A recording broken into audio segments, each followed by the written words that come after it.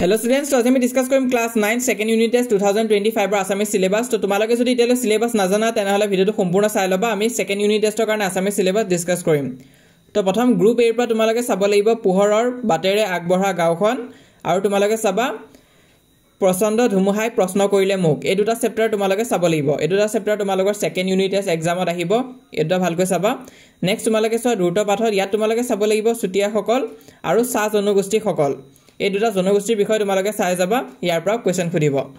আৰু নেক্সট যদি মই গ্ৰামাৰ পাৰ্টৰ কথা কওঁ, গ্ৰামাৰ পাৰ্টত তোমালোকে চাব লাগিব পাঠ ভিত্তিক ব্যাকৰণ, তাৰ পিছত জুৰীয়া শব্দ চাবা, সমাৰ্থক শব্দ চাবা আৰু আধুনিক অসমীয়ালৈ ৰূপান্তৰণ। তো এইখিনি চাবা। নেক্সট গ্ৰুপ বিত তোমালোকে চাবা সুখ আৰু সন্মান, এই দুটা চেপ্টাৰ ভালকৈ চাবা। আৰু নেক্সট তোমালোকে ৰচনাও চাব লাগিব। তো ৰচনাও কেনেকৈ লিখিব লাগে অকণ প্ৰেক্টিছ কৰি যাবা ঘৰত, কাৰণ হেতু আহিব তোমালোকৰ এক্সামত। তো ইমান আছিলে তোমালোকৰ আসামিজৰ সিলেবাসখন। বাকি সাবজেক্টৰ সিলেবাসও চেনেলত দি থৈ দিছো, তোমালোকে আমাৰ চেনেলটো সাবস্ক্ৰাইব কৰিবা, ভিডিওখিনি চাবা।